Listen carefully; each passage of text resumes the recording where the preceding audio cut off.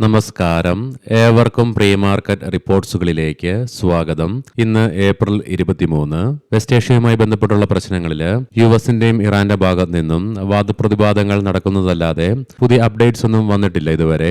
അതേസമയം വൈറ്റ് ഹൌസിന്റെ ഭാഗത്ത് നിന്നും സമാധാന നടപടികൾ ഡെഡ് ലൈൻ ഇല്ലാതെ തുടരുമെന്നുള്ള, അതായത് നമ്മൾ ഇന്നലെ കണ്ട പോലെ തന്നെ സീസ് ഫയർ ഡെഡ് ലൈൻ ഇല്ലാതെ അനശൂതം തുടരുമെന്നുള്ള പ്രസ്താവന തന്നെയാണ് വൈറ്റ് ഹൌസും ഊട്ടിയുറപ്പിക്കുന്നത്. വരുന്ന പുതിയ റിപ്പോർട്ടുകൾ പ്രകാരം ഏഷ്യൻ സമുദ്രാതിർത്തിയിൽ നിന്ന് 3 ഇറാനിയൻ എണ്ണ ടാങ്കറുകൾ യുഎസ് തടഞ്ഞതായിട്ടുള്ള റിപ്പോർട്ട്സും വരുന്നുണ്ട്. ഇനി മാർക്കറ്റിലേക്ക് വന്നു കഴിയുമ്പോൾ Infosys, Tata capital, Aditya Birla sun life AMC, Adani energy solutions, blue stone jewellery and lifestyle, CIE automotive India, Cyient, Indian energy exchange, Mahindra logistics, Sterling and Wilson renewable energy, Tata tele services, union bank of India, UTI asset management തുടങ്ങിയ സ്റ്റോക്കുകൾ ഇന്ന് അവയുടെ quarter 4 ഏർണിംഗ്സുകൾ പ്രസിദ്ധീകരിക്കും. West ഏഷ്യയിലെ സീസ് fire അനിശ്ചിതമായ സമയപരിധിയില്ലാതെ നീട്ടി നൽകിയെങ്കിലും Hormuz കടലിടുക്കിൽ തുടരുന്ന ഉപരോധം മൂലം അത് എണ്ണയുടെ വിലയിൽ ഉണ്ടാക്കിയ ഉയർച്ചയെ തുടർന്ന് ഗ്ലോബൽ മാർക്കറ്റിന് എന്ന പോലെ തന്നെ ഇന്ത്യൻ മാർക്കറ്റിനും ഇന്നലെ നഷ്ടം നേരിടേണ്ടതായിട്ട് വന്നു. തൽഫലമായി തുടർച്ചയായി 3 ട്രേഡിംഗ് സെഷനിലെ നേട്ടം കൈവിടേണ്ടതായിട്ടും വരികയും ചെയ്തു. കൂടാതെ ഇന്നലെയും വിദേശ ധനകാര്യ സ്ഥാപനങ്ങൾ ഇന്ത്യൻ ക്യാഷ് മാർക്കറ്റിൽ 2078.36 കോടി രൂപയ്ക്ക് സെല്ലിംഗ് തുടർന്നപ്പോൾ ആഭ്യന്തര ധനകാര്യ സ്ഥാപനങ്ങൾ പതിവിന് വിപരീതമായിട്ട് ഇന്നലെ വിദേശ ധനകാര്യ സ്ഥാപനങ്ങൾ സെല്ലിംഗ് തുടർന്നപ്പോഴും 1048.17 കോടി രൂപയ്ക്ക് സെല്ലിംഗും നടത്തുന്ന കാഴ്ചയാണ് കാണുവാനായിട്ട് സാധിക്കുക. ഒത്തിരിയേറെ കാലങ്ങൾക്ക് ശേഷമാണ് പതിവിന് വിപരീതമായിട്ട് വിദേശ ധനകാര്യ സ്ഥാപനങ്ങളും ആഭ്യന്തര ധനകാര്യ സ്ഥാപനങ്ങളും ഒരേ ദിവസം തന്നെ സെല്ലേഴ്സ് ആയിട്ട് തുടരുന്നതും. ടെലികോം കമ്പനികൾ അവയുടെ മാർച്ച് മാസത്തെ മന്ത് ഓൺ മന്ത് ബേസിസിലുള്ള മന്ത്ലി സബ്സ്ക്രിപ്ഷൻ ഡാറ്റ റിലീസ് ചെയ്തു. റിലയൻസ് ജിയോയ്ക്ക് 32.27 ലക്ഷം സബ്സ്ക്രൈബേഴ്സിനെ ആഡ് ചെയ്യുവാൻ സാധിച്ചപ്പോൾ ഭാരതി എയർടെലിന് 50.94 ലക്ഷം പുതിയ സബ്സ്ക്രൈബേഴ്സിനെ ആഡ് ചെയ്യുവാനുമായി. അതേസമയം വോഡഫോൺ ഐഡിയയ്ക്ക് 1.02 ലക്ഷം പുതിയ സബ്സ്ക്രൈബേഴ്സിനും ലഭിച്ചു. ഇനി ഇന്നത്തെ നമ്മുടെ മാർക്കറ്റിലേക്ക് സ്പെസിഫിക് ആയിട്ട് വന്നു കഴിയുമ്പോൾ അനലിസ്റ്റുകളുടെയും എക്സ്പേർട്ടുകളുടെയും അഭിപ്രായങ്ങൾ പ്രകാരം ഡൗൺ സൈഡിലേക്ക് നിഫ്റ്റിയെ സംബന്ധിച്ചിടത്തോളം 24,200 എന്ന ലെവൽ വളരെ പ്രധാനമാണ്. കാരണം ഈ ലെവലിലായിട്ടാണ് നിഫ്റ്റിയുടെ മിഡ് ഡേ മൂവിംഗ് ആവറേജ് ആയ 50-day EMA നിലകൊള്ളുന്നതും. ആയതിനാൽ തന്നെ നിഫ്റ്റിക്ക് ഇന്ന് ഈ ലെവൽ ബ്രേക്ക് ചെയ്യേണ്ടതായിട്ട് വന്നു കഴിഞ്ഞാൽ തുടർന്ന് 24,100, 23,900 എന്നീ ലെവലുകളിലേക്കുള്ള നിഫ്റ്റിയുടെ പ്രയാണം തള്ളിക്കളയാനാവുകയുമില്ല. എന്നാൽ അതേസമയം അപ്പർ സൈഡിലേക്ക് 24,500 എന്ന ലെവൽ നിഫ്റ്റിയെ സംബന്ധിച്ചിടത്തോളം സൈക്കോളജിക്കൽ ആണെങ്കിലും തുടർന്ന് 24,600 എന്ന ലെവലിൽ ഒരു പക്ഷേ ശക്തമായ റെസിസ്റ്റൻസ് നേരിട്ടേക്കാം. കാരണം ഈ ലെവലിലായിട്ടാണ് നിഫ്റ്റിയുടെ 100-day EMA നിലകൊള്ളുന്നതും. ഈ 2 ലെവലുകളും അതിശക്തമായി മറികടന്നുകൊണ്ട് ഈ ലെവലുകൾക്ക് മുകളിലായിട്ട് നിലനിൽക്കുവാൻ സാധിക്കുകയാണെങ്കിൽ മാത്രമേ തുടർന്ന് നിഫ്റ്റിയുടെ 200-day EMAയിലേക്കുള്ള അഥവാ 24,800 എന്ന ലെവലിലേക്കുള്ള നിഫ്റ്റിയുടെ പ്രയാണം സാധ്യമാവുകയുമുള്ളൂ. പ്രത്യേകം ശ്രദ്ധിക്കുക, ഇത് ട്രേഡ് റെക്കമെൻഡേഷൻ അല്ല, അനലിസ്റ്റുകളുടെയും എക്സ്പേർട്ടുകളുടെയും അഭിപ്രായങ്ങൾ മാത്രമാണ്. എഡ്യൂക്കേഷൻ പർപ്പസിന് വേണ്ടിയിട്ടാണ് ഈ ലെവലുകൾ വിശദീകരിക്കുകയും ചെയ്തത്.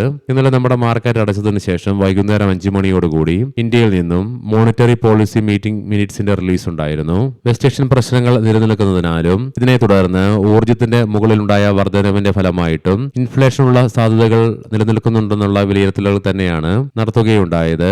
മാത്രമല്ല വെയിറ്റ് ആൻഡ് വാച്ച് എന്ന അപ്രോച്ചാണ് മോണിറ്ററി പോളിസിയിൽ ഉരുത്തിരിയുകയും ഉണ്ടായത്. കൂടാതെ ഏകകണ്ഠമായി തന്നെ 5.25% റെപ്പോ റേറ്റ് ന്യൂട്രായിട്ട് തന്നെ നിലനിർത്തുവാനും തീരുമാനമെടുക്കുകയും ചെയ്തു. ഇന്ന് ഇന്ത്യയിൽ നിന്നും രാവിലെ 10:00 ഏപ്രിൽ മാസത്തെ HSBC composite PMI, manufacturing PMI, service PMI flash ഡാറ്റകളുടെ റിലീസ് നടക്കാനിരിക്കുന്നു. പ്രധാനപ്പെട്ട ഗ്ലോബൽ ഇവന്റിൽ ഉച്ചയ്ക്ക് 1 മണിക്ക് ജർമ്മനിയിൽ നിന്നും ഏപ്രിൽ മാസത്തെ S&P global manufacturing PMI flash ഡാറ്റയുടെ റിലീസ് നടക്കാനുണ്ട്. 2 മണിയോടുകൂടി UK-യിൽ നിന്നും ഏപ്രിൽ മാസത്തെ S&P ഗ്ലോബൽ മാനുഫാക്ചറിംഗ് PMI ഫ്ലാഷിന്റെയും S&P global service PMI flash ഡാറ്റകളുടെയും റിലീസ് ഉണ്ട്. ഇനി നമുക്ക് ഗ്ലോബൽ മാർക്കറ്റുകൾ പരിശോധിക്കാം. US മാർക്കറ്റുകൾക്ക് തുടർച്ചയായി 2 ട്രേഡിംഗ് സെഷനുകളിലെ നഷ്ടത്തിന് ശേഷം വെസ്റ്റ് ഏഷ്യയുമായി ബന്ധപ്പെട്ടുള്ള സീസ് ഫയർ എക്സ്റ്റെൻഡ് ചെയ്തതിനാലും കൂടാതെ GE വെറോനോവ, ബോസ്റ്റൺ സയന്റിഫിക് തുടങ്ങി ചില സ്റ്റോക്കുകൾ മാർക്കറ്റ് എക്സ്പെക്ടേഷനെയൊക്കെ മറികടന്നുകൊണ്ടുള്ള ബെറ്റർ ആയിട്ടുള്ള പ്രോഫിറ്റ് ക്വാർട്ടർലി ഏർണിംഗ്സിൽ റിപ്പോർട്ട് ചെയ്തതിനെ തുടർന്ന് US മാർക്കറ്റിൽ ഇന്നലെ S&P 500-ന് 1% നേട്ടത്തോടുകൂടി 52 വീക്ക് ഹൈയുടെ തൊട്ടടുത്തായിട്ട് വ്യാപാരം അവസാനിപ്പിക്കുവാനായപ്പോൾ നാസ്ഡാക്കിന് ഫ്രഷ് റെക്കോർഡ് ഹൈ ക്രിയേറ്റ് ചെയ്തുകൊണ്ട് 1.5% നേട്ടത്തോടുകൂടിയും വ്യാപാരം അവസാനിപ്പിക്കുവാനുമായി. എങ്കിലും യുഎസിലെ ഡോ ജോൺസ് ഫ്യൂച്ചർ 0.5% നഷ്ടത്തിലാണ് വ്യാപാരം നടത്തിക്കൊണ്ടിരിക്കുന്നത്. യൂറോപ്യൻ മാർക്കറ്റ്സിൽ UK മാർക്കറ്റിന് 0.5%-അടുത്തും ഫ്രാൻസ് മാർക്കറ്റിന് 1%-അടുത്തും ജർമ്മൻ മാർക്കറ്റിന് 0.5%-ലേറെയും നഷ്ടത്തോടുകൂടി തന്നെ വ്യാപാരം അവസാനിപ്പിക്കേണ്ടതായിട്ടും വന്നു. ഗിഫ്റ്റ് നിഫ്റ്റിയിലും ഇടിവാണ് റിഫ്ലക്റ്റ് ആവുന്നത്. ആയതിനാൽ തന്നെ ഇന്ന് ഗ്യാപ് ഡൗൺ ഓപ്പണിംഗ് ആണ് ഇന്ന് നമ്മുടെ മാർക്കറ്റിൽ എക്സ്പെക്ട് ചെയ്യുവാനായിട്ടും സാധിക്കുക. ഏഷ്യൻ മാർക്കറ്റ്സിൽ ജപ്പാൻ മാർക്കറ്റ് 0.5%-ന്റെയും കൊറിയൻ മാർക്കറ്റ് 2%-അടുത്തും നേട്ടത്തിലാണ് വ്യാപാരം ആരംഭിച്ചിട്ടുള്ളത്. കൊമോഡിറ്റിയിലേക്ക് വന്നു കഴിയുമ്പോൾ ബ്രന്റ് ക്രൂഡിന്റെ വില 100 എന്ന സൈക്കോളജിക്കൽ ലെവൽ മറികടന്നു. കൂടാതെ ക്രൂഡ് ഓയിലിന്റെ വിലയിലും ഉയർച്ചയാണ് അനുഭവപ്പെടുന്നത്. ബ്രന്റ് ക്രൂഡിന്റെ വില $102.54 പെർ ബാരൽ എന്ന നിലയിലായിട്ടും ക്രൂഡ് ഓയിലിന്റെ വില $93.39 പെർ ബാരൽ എന്ന നിലയിലുമായിട്ടാണ് വ്യാപാരം നടത്തിക്കൊണ്ടിരിക്കുന്നതും. ഗോൾഡിന്റെ വില $4723.27 പെർ ഔൺസ് എന്ന നിലയിൽ ഫ്ലാറ്റ് ആയിട്ടാണ് വ്യാപാരം നടത്തിക്കൊണ്ടിരിക്കുന്നതും. ലീഡിംഗ് ആയ ADR സ്റ്റോക്സിൽ ആക്സിസ് ബാങ്ക് ADR-ന് 0.5%-അടുത്തും ഡോക്ടർ റെഡ്ഡീസിന് 0.5%-ലേറെയും നേട്ടത്തോടുകൂടി വ്യാപാരം അവസാനിപ്പിക്കുവാനായപ്പോൾ HDFC ബാങ്കിന് 1.25%-ലേറെയും ICIC ബാങ്കിന് 1%-അടുത്തും ഇൻഫോസിസ് ADR-ന് 4%-ലേറെയും വിപ്രോ ADR-ന് 1%-അടുത്തും നഷ്ടത്തോടുകൂടി തന്നെ വ്യാപാരം അവസാനിപ്പിക്കേണ്ടതായിട്ടും വന്നു. ഇനി നമുക്ക് സ്പെസിഫിക് ആയിട്ട് നിഫ്റ്റിയുടെയും ബാങ്ക് നിഫ്റ്റിയുടെയും ടെക്നിക്കൽസുകൾ പരിശോധിക്കാം. ഇന്നലെ ഉണ്ടായ ഇടിവിനെ തുടർന്ന് നിഫ്റ്റിയുടെ PCR-ൽ നേരിയ ഇടിവ് രേഖപ്പെടുത്തിക്കൊണ്ട് 0.95 എന്ന നിലയിലേക്ക് എത്തിയപ്പോൾ മാക്സ് പെയിൻ 24,400 എന്ന ലെവലിലുമായിട്ടാണ് നിലകൊള്ളുന്നത്. ഇന്നലെ ഇടിവ് നേരിടേണ്ടി വന്നെങ്കിലും നിഫ്റ്റിക്ക് അതിന്റെ ഷോർട്ട് മിഡ് ഡേ മൂവിംഗ് ആവറേജുകളുടെ മുകളിലായിട്ട് വ്യാപാരം അവസാനിപ്പിച്ചു തുടരുവാനുമായി. കൂടാതെ ഷോർട്ട് ടൈം മൂവിംഗ് ആവറേജുകൾ അവയുടെ അപ് ട്രെൻഡ് തുടരുകയും ചെയ്തു. മന്ത്ലി ഓപ്ഷൻസ് ഡാറ്റ പ്രകാരം 25,000 എന്ന സ്ട്രൈക്കിലാണ് കോൾ സൈഡിലേക്ക് ഏറ്റവും കൂടുതൽ ഓപ്പൺ ഇൻട്രസ്റ്റ് കാണുവാൻ സാധിക്കുന്നതെങ്കിലും 24,400 എന്ന സ്ട്രൈക്കിലാണ് ഏറ്റവും കൂടുതൽ കോൾ റൈറ്റിംഗ് നിലവിൽ കാണുന്നതും. അതേസമയം 24,000 എന്ന സ്ട്രൈക്കിലാണ് പുട്ട് സൈഡിലേക്ക് ഏറ്റവും കൂടുതൽ ഓപ്പൺ ഇൻട്രസ്റ്റ് കാണുവാൻ സാധിക്കുന്നതെങ്കിൽ 24,400 എന്ന സ്ട്രൈക്കിലാണ് ഏറ്റവും കൂടുതൽ പുട്ട് റൈറ്റിംഗ് നിലവിൽ കാണുക. ബാങ്ക് നിഫ്റ്റിയുടെ PCR 1 എന്ന നിലയിലും മാക്സ് പെയിൻ 56,500 എന്ന ലെവലിലുമായിട്ടാണ് നിലകൊള്ളുന്നത്. ബാങ്ക് നിഫ്റ്റിക്കും ഇന്നലെ ഇടിവ് നേരിടേണ്ടി വന്നെങ്കിലും ലോങ് ടൈം മൂവിംഗ് ആവറേജുകൾ ഉൾപ്പെടെ എല്ലാ കീ മൂവിംഗ് ആവറേജുകളുടെ മുകളിലായിട്ടും വ്യാപാരം അവസാനിപ്പിച്ച് തുടരുവാനുമായി. മന്ത്ലി ഓപ്ഷൻസ് ഡാറ്റ പ്രകാരം 58,000 എന്ന സ്ട്രൈക്കിലാണ് കോൾ സൈഡിലേക്ക് ഏറ്റവും കൂടുതൽ ഓപ്പൺ ഇൻട്രസ്റ്റ് കാണുവാൻ സാധിക്കുന്നതെങ്കിലും 57,500 എന്ന സ്ട്രൈക്കിലാണ് ഏറ്റവും കൂടുതൽ കോൾ റൈറ്റിംഗ് നിലവിൽ കാണുന്നതും. 57,000 എന്ന സ്ട്രൈക്കിലാണ് പുട്ട് സൈഡിലേക്ക് ഏറ്റവും കൂടുതൽ ഓപ്പൺ ഇൻട്രസ്റ്റ് കാണുവാൻ സാധിക്കുന്നതെങ്കിലും 57,600 എന്ന സ്ട്രൈക്കിലാണ് ഏറ്റവും കൂടുതൽ പുട്ട് റൈറ്റിംഗ് നിലവിൽ കാണുക. ഇനി നമുക്ക് ഇന്നത്തെ പ്രധാനപ്പെട്ട സ്റ്റോക്കിംഗ് ന്യൂസുകൾ പരിശോധിക്കാം. മുൻകൂട്ടി ഓർമ്മിപ്പിച്ചുകൊള്ളട്ടെ, ഇത് ഒരു ബൈ ഓർ സെൽ റെക്കമെൻഡേഷൻ അല്ല. പറയാൻ പോകുന്ന റിസൾട്ടുകളൊക്കെ കോട്ടഫോ കൺസോളിഡേറ്റഡ് ഇയർ ഓൺ ഇയർ ബേസിസിലാണ്. SBI ലൈഫ് ഇൻഷുറൻസ് പ്രോഫിറ്റില് 1.1% നേരിയ ഇടിവ് രേഖപ്പെടുത്തിയപ്പോൾ നെറ്റ് പ്രീമിയം ഇൻകത്തില് 16% വളർച്ചയും രേഖപ്പെടുത്തി. ട്രെൻഡ് പ്രോഫിറ്റിൽ 32.6%-യും റവന്യൂവില് 19.2%-യും ഉയർച്ച രേഖപ്പെടുത്തി. കൂടാതെ 1:2 എന്ന റേഷ്യോയില് ബോണസ് ഇഷ്യൂവിനുള്ള അനുമതിയും ബോർഡ് നൽകി.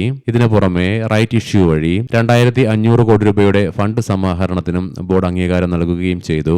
L&T ടെക്നോളജി സർവീസസ് പ്രോഫിറ്റില് 6.8%-യും റവന്യൂവില് 8.3%-യും വർധനവ് രേഖപ്പെടുത്തി. കൂടാതെ 40 രൂപ പെർ ഷെയർ എന്ന നിലയില് ഫൈനൽ ഡിവിഡന്റിനുള്ള അംഗീകാരം ബോർഡ് നൽകി. ശ്രീ രാജീവ് ഗുപ്തയെ കമ്പനിയുടെ എക്സിക്യൂട്ടീവ് ഡയറക്ടറും ചീഫ് ഫിനാൻഷ്യൽ ഓഫീസറുമായിട്ട് ബോർഡ് അപ്പോയിന്റ് ചെയ്തു.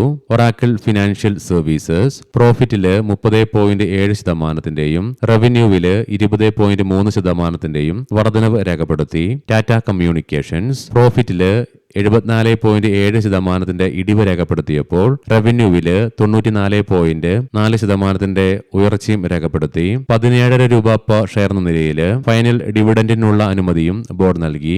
ഡെൽറ്റ കോർപ്പ് പ്രോഫിറ്റില് 90% ഇടിവും റവന്യൂവില് 11.7% ഇടിവും രേഖപ്പെടുത്തി. 270 രൂപ പെർ ഷെയർ എന്ന നിലയിൽ ഇൻട്രീം ഡിവിഡന്റും ബോർഡ് അംഗീകാരം നൽകി. ഇൻഫോസിസ് സോഫ്റ്റ്വെയർ വികസനവും ആധുനികവൽക്കരണവും പരിവർത്തനം ചെയ്യുവാൻ സംരംഭങ്ങളെ സഹായിക്കുന്നതിനായി കമ്പനി ഓപ്പൺ എഐയുമായിട്ട് തന്ത്രപരമായ സഹകരണം പ്രഖ്യാപിച്ചു. Jio financial services, general health insurance എന്നിവ ഉൾക്കൊള്ളുന്ന 50:50 എന്ന റേഷ്യോയില് പ്രൈമറി ഇൻഷുറൻസ് ജോയിന്റ് വെഞ്ചർ രൂപീകരിക്കുന്നതിന് ജിയോ ഫിനാൻഷ്യൽ അലയൻസ് ഗ്രൂപ്പുമായിട്ട് ഒരു കരാറിൽ ഏർപ്പെട്ടു. ഭാരത് ഇലക്ട്രോണിക്സ് 569 കോടി രൂപയുടെ ഓർഡർ കമ്പനിക്ക് ലഭിച്ചു. ലെമൺ ട്രീ ഹോട്ടൽസ്, റായ്പൂരിലെ ലെമൺ ട്രീ പ്രീമിയർ, ജലന്ധറിലെ ലെമൺ ട്രീ ഹോട്ടൽ എന്നീ 2 ഹോട്ടൽ പ്രോപ്പർട്ടികൾക്ക് ആയിട്ടുള്ള ലൈസൻസ് കരാറിൽ കമ്പനി ഒപ്പുവെച്ചു. ഏവർക്കും നല്ലൊരു ട്രേഡിംഗ് ദിനം ആശംസിക്കുന്നു. വൈകുന്നേരം പോസ്റ്റ് മാർക്കറ്റ് റിപ്പോർട്ട്സുമായി കണ്ടുമുട്ടാം. നന്ദി, നമസ്കാരം.